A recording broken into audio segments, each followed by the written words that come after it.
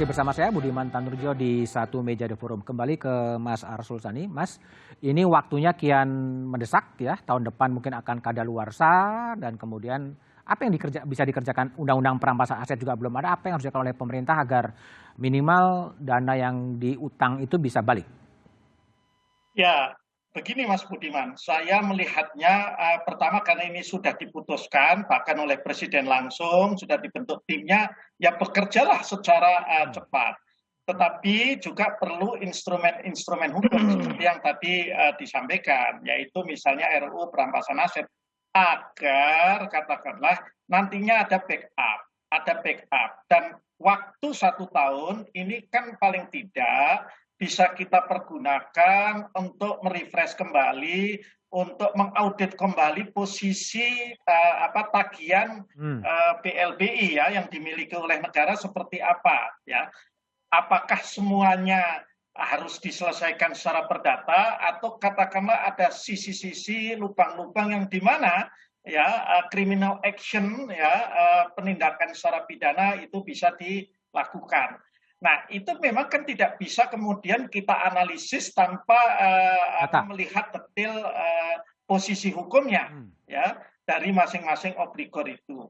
Tapi hakikat saya ya karena sudah diputuskan ya harus dilaksanakan. Tetapi tadi sekali lagi dukungan dari sisi pidana akan tetap diperlukan dan instrumen hukumnya itu perlu dilengkapi dengan antara lain undang-undang perampasan aset tindak pidana itu. Oke, baik Bung Adnan Topanusodo, apa yang harus dilakukan oleh pemerintah untuk menarik tagih itu? Ya Mas Budiman, sebenarnya kalau kita bicara soal BLBI, pemerintah sendiri sudah tahu mana wilayah pidana, mana wilayah perdatanya. Sehingga tidak perlu juga dianggap sebagai sesuatu yang substitusi gitu ya. Akan tetapi ini bisa bekerja paralel sebenarnya. Misalnya beberapa kasus BLBI yang di SP3 atau kemudian di dalam penyelidikannya juga tidak lanjut, di Kejaksaan Agung direview kembali saja.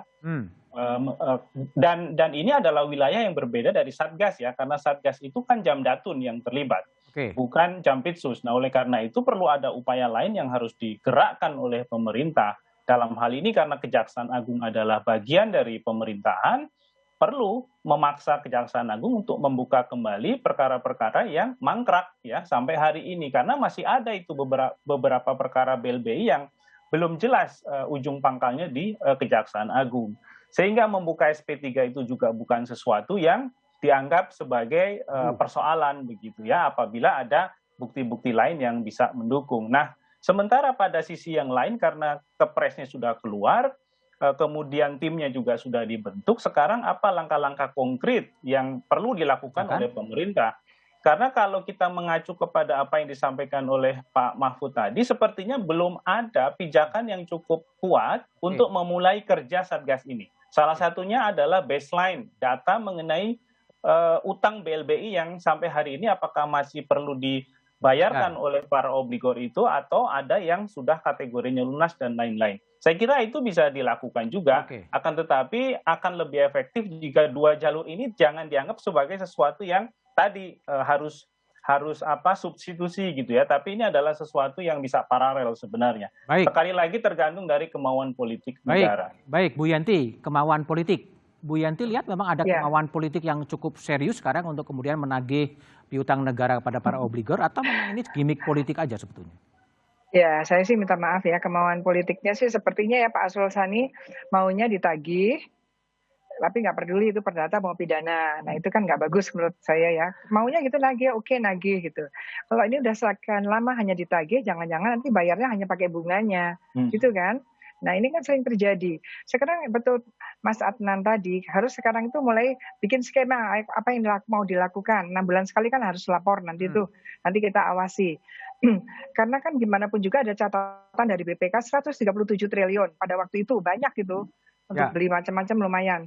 Nah kemudian kok sekarang menghitungnya 108 triliun, kemarin 109 triliun, sekarang 110 triliun.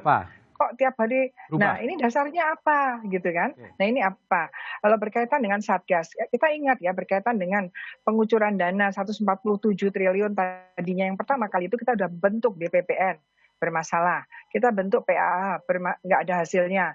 Kita bentuk unit pelaksana penjamin perbankan.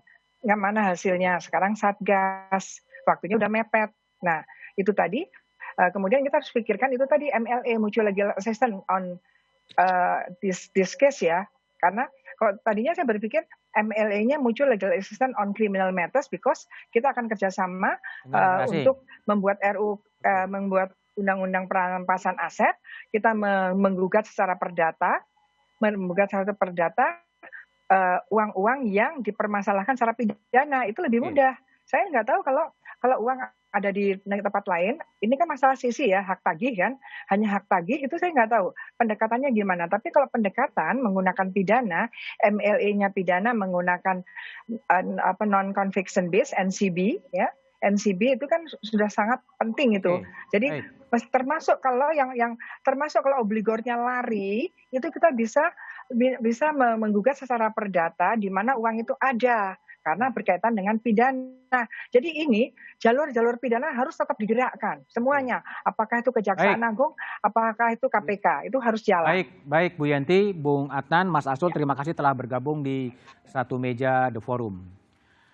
Lebih dari 20 tahun kasus bantuan likuiditas Bank Indonesia menjadi isu tak kunjung berakhir.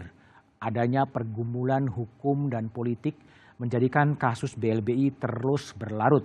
Kian lama tak terselesaikan, kian terbuka pula ketidakpastian, kian dalam pula ketidakadilan. Saatnya jalan keadilan diberikan agar bangsa ini bisa terbebas dari beban masa lalu. Demikian Satu Meja The Forum malam ini. Selalu jaga kesehatan Anda dengan mencuci tangan, menjaga jarak, dan menggunakan masker. Sampai jumpa dan selamat malam.